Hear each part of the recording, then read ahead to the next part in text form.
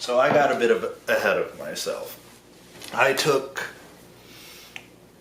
a bunch of stuff that I had just sitting around and I turned it into a collage.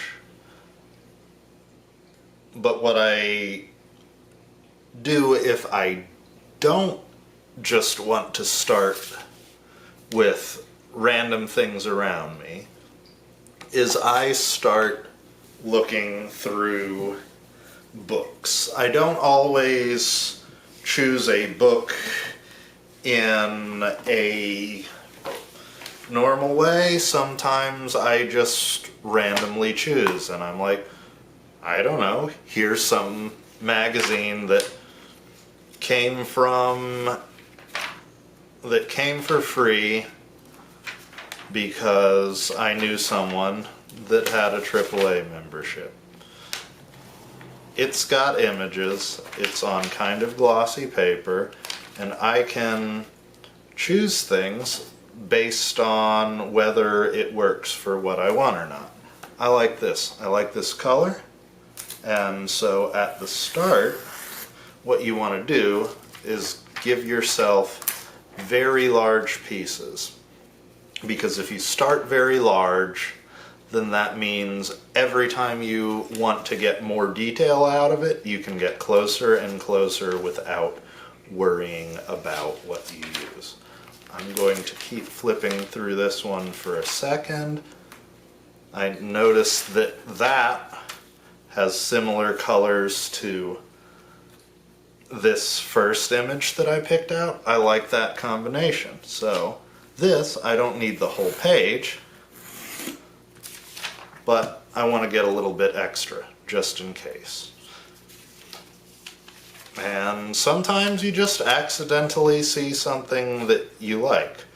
I kind of like this chair. It's a nice color. It's not quite fitting those other colors, but it's similar. It's a little bit darker. I can use that as a background. I can use that as something behind other elements or in front of other elements to change how I'm looking at their colors. And a lot of what you're doing when you're picking is building up a color scheme that you like. Notice I'm enjoying lots of pinks and blues and purples for this one. It's not necessarily because those are my favorite colors, it's just because there are good examples in this book. Alright, I went ahead and tossed that, and let's grab a random book out of the pile. This is something that someone was already cutting up. This is an old Oprah magazine. And we've got ads, we've got pink, but I think I have enough pink. I want to start picking out different colors that will balance that out now. I could use that, but I don't think that's necessary right now. But I do like the idea of super large letters because I can use those to make parts of the image out of text instead of out of pictures or out of colors. I can actually use the images that I'm choosing. And a lot of these are just advertisements. No one really wants them, no one really pays attention to them even. I like this. This, again, is using the pinks. The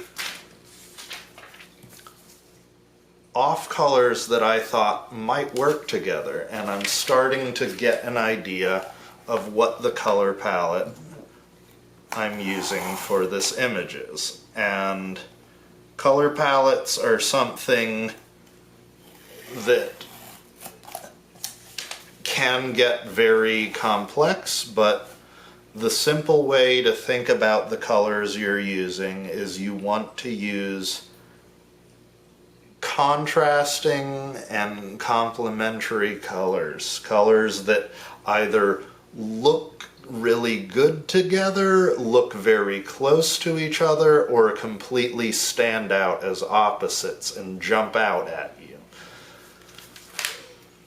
I'm going to just keep looking through this. This has a lot of faces, a lot of drawings, because there's a lot of pink and purple in what I've been picking. Yellow is the complementary color to purple.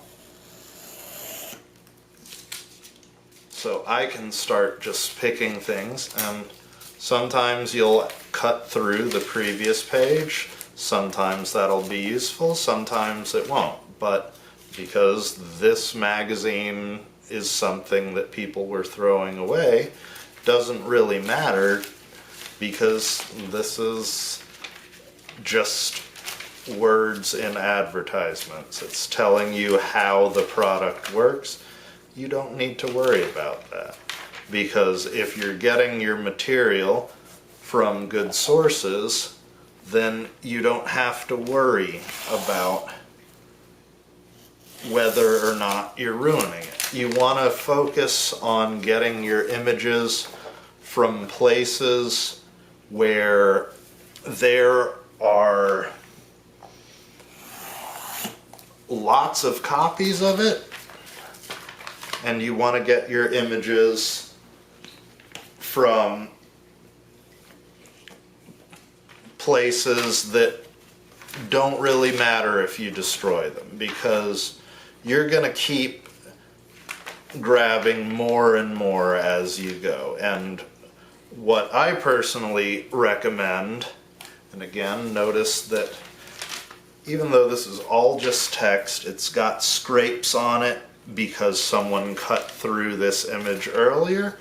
I don't mind those scrapes, because if I go back a little, I've already got some green in what I'm using, in what I've cut. And so I want more of that for my possibilities, for what I'm working on. And what I recommend when you're working on collages is cutting large amounts instead of small amounts. You want to give yourself extra pieces to work, because sometimes the image that you find will work really well and sometimes it won't. And if you just always assume you know what your plan is from the beginning and you don't have any backup, what ends up happening is that you'll start gluing, or you'll start cutting the fine details out, and then you'll realize that you can't go back. You can't use a different part of that image, and it kind of hurts your overall process if you don't have the freedom to go back on what you're working on. And sometimes you have difficult choices where you can't really put these two back together and use them as one image. I think this side is really good already, and I might use it in the future, but I don't think it fits with what I have. I've already got people, I've already got colors, I've already got a lot of ideas what I'm going to do with it, so I don't want to mess that up, because again, you have to think about collage material as resources that aren't going to last forever. You want to realize that every book, magazine that you have is going to run out at some point.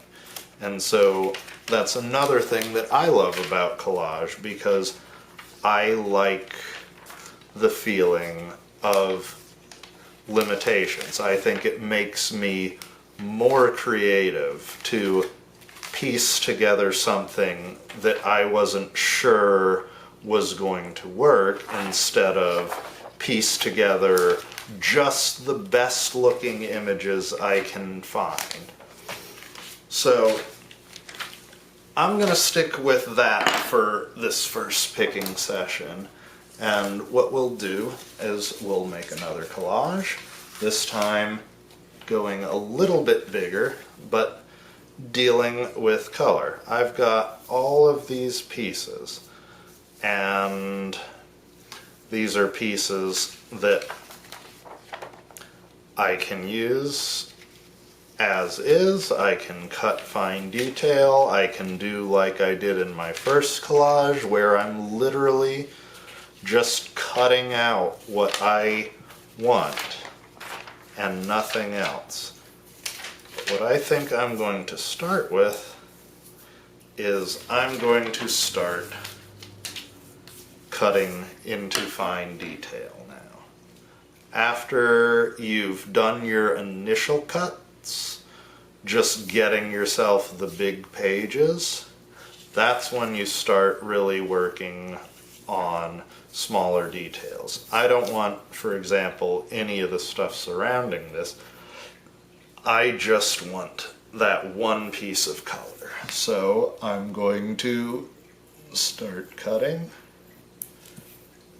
and I'm going to cut directly through the parts that I want, because the parts that I want are the parts that fit my color scheme.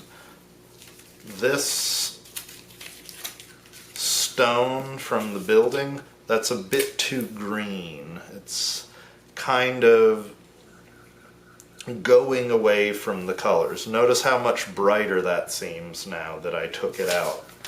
And notice how close it is to the sky I have, and gives me an opportunity to stick things in an image. And one thing to think about while you're picking out pieces is that colors that are very similar, their borders disappear.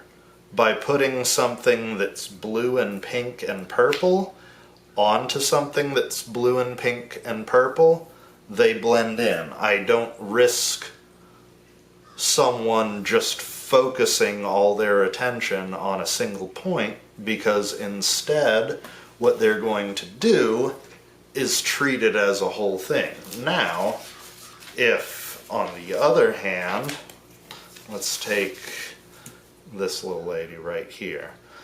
Let's say for now I'm going to ignore her shadow.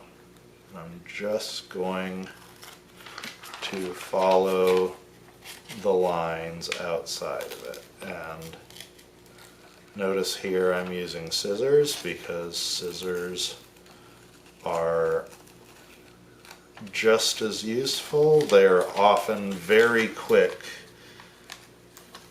compared to a knife when you're doing long and curved cuts, because when you're dealing with a knife you can do a straight cut very easily, but if you do a curve you have to be extremely careful as you're cutting, or else you might rip and tear the piece of paper. This magazine is a very light paper. Generally thicker paper works a little bit better, but it is glossy. But one thing to think about is the colors you have are important, but also the texture of the paper you have, because if you use a lot of glossy images, they look similar. If you use glossy and matte paper, it becomes far more distinct. Now, notice, because this is a contrasting color, I have the orange. It pops out. We're not just stuck in purple and blue and pink land. We've got this thing, and now this is jumping ahead. I can bring it down and it starts to blend in down there. And so now by bringing in these elements together, I have pieces that can work together. But I'm not going to commit to this being the start of my image. Instead, what I'm going to do is pick out all of the related images that I want first, and then I'll start arranging.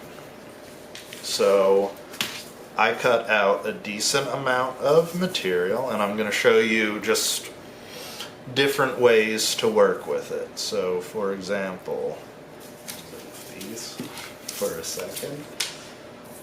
I'm going to take these heels and use a knife to cut them. Like I said, you have to be a bit more careful, because if you don't keep the angle of your knife right, if you're cutting at too sharp of an angle, it'll start ripping the paper.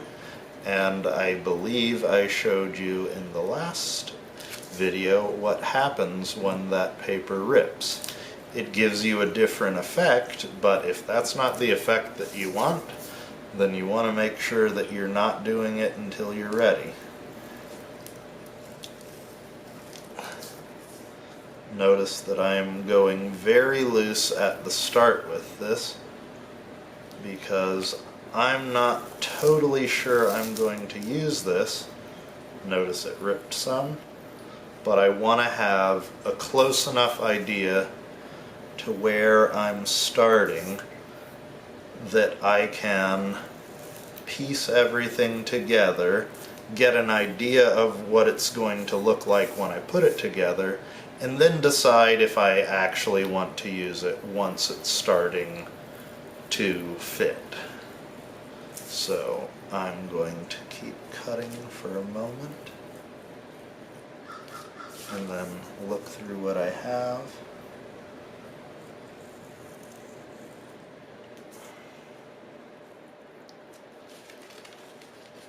And notice sometimes when you're using the knife, you'll have to rip at the borders where you didn't fully make the cut. See, it's stuck, but since I cut most of the way, I don't have a problem. You also might want to think about using a paper bag or a box to keep out your different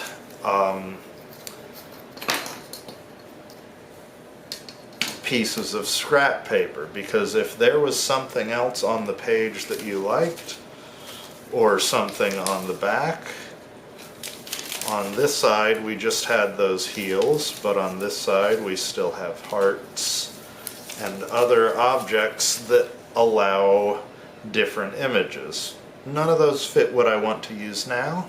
I might want to use them later, so I'll keep them, but I won't keep them for this current project.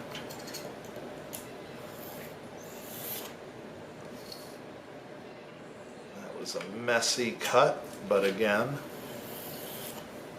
it's not always perfect the first time around, and you can also fix things. But notice, I don't want to fix it by lining up this on that side, because what happens if I start cutting it, it'll just slide right out from under it and it won't work.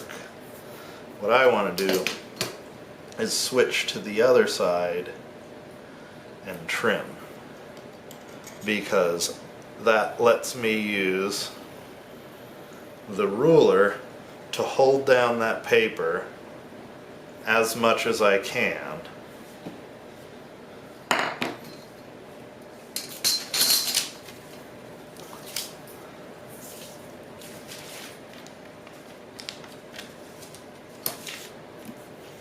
This, I wanted this circle. I think for a circle like that, I can do a little bit more smoothly with a knife, or rather with scissors, but it's really up to you. Whatever you feel comfortable with, whatever you like using. That's the most important part of any art, really, is finding what works for you and using that as a starting point to learn what you like doing with your art.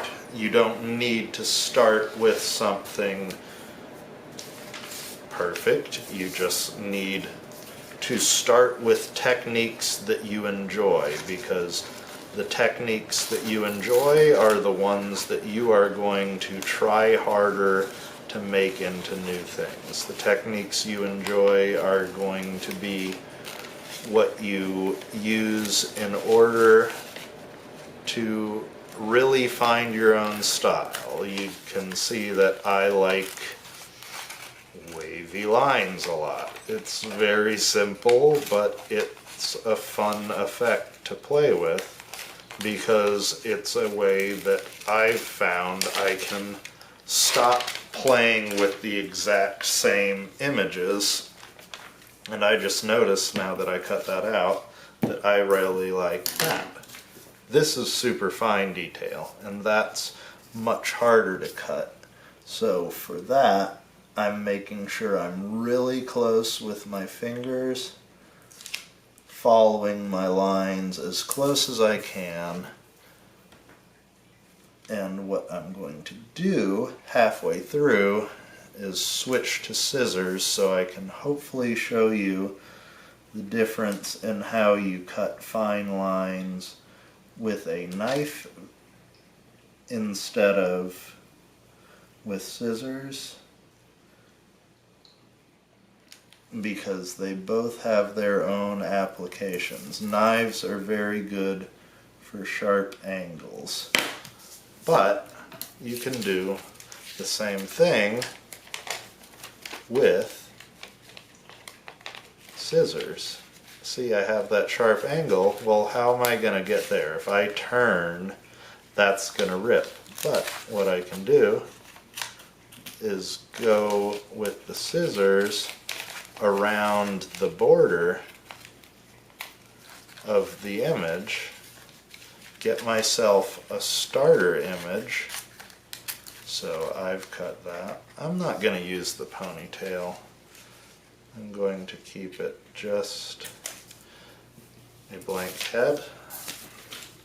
Take that down, and now to get rid of that space instead of cut around it is what I want to do. So do the same thing. I cut towards the holes that I want to get rid of. Now I'm slowly building up my pieces for my image. This doesn't have to be a perfect process. Again, this is something that you can do very rough or very fine, because all of that becomes part of your style. All of that becomes part of how you use collage to create your own ideas, because you don't want to make exactly what anyone else is making. That's the whole fun of this, is you get the control over images in a faster and more just connected way than you do in a lot of art. Notice how I've got this purple mountain inside the green. That's what interests me, and so how I'm going to use that is I'm going to trace it. And again, you can do this either way.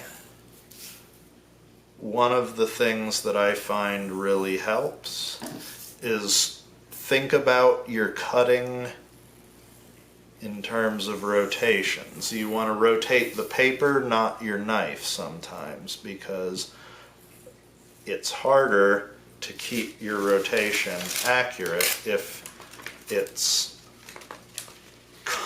you have to constantly change your knife angle. But on the other hand, if you keep your knife moving in a straight line and you move your paper around it, that means that you're going to be much steadier on that cut than you would otherwise. Let's see. What did I like about this one? I liked the yellow, I liked the person. I don't need that desk. So how do I cut this out? I think I will take just the walls and the person, but not the desk or their drawing.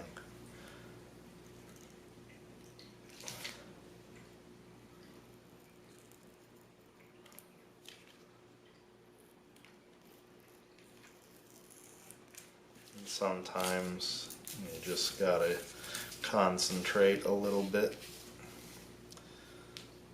Focus on your cutting. And this is why I talk about picking more than you need. Because while I do like this image and the color scheme, I don't like how those look.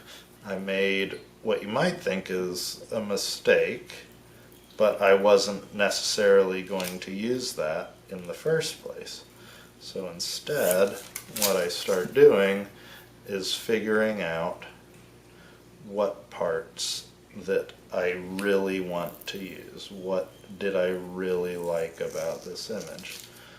And I think it was mostly the way she was leaning back in her chair. And so I'm going to start thinking about that and the important parts of that image. Not the whole image, but just the parts that fit what I want to make. Now I have something that's getting closer to what I want. I'm going to leave that cut like that right now and go ahead, put that in my working pile, and I'm going to keep going. This one, if I'm doing detail with scissors, what I'll often do is do an outline first, and when I'm doing an outline I always want to go to the widest part that I'm using. So this cloud gets really wide. I want to make sure that I'm getting fully into it, getting all the way there to the widest parts, but then not going for the detail around her head yet, because I might want to keep more of that.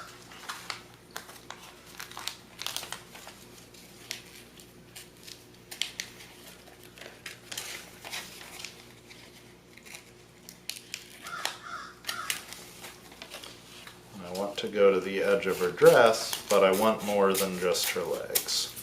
So now I've got that shape. I've got a bunch of things cut and only a few left from what I picked out of that magazine. So let me see what I've got left to cut. This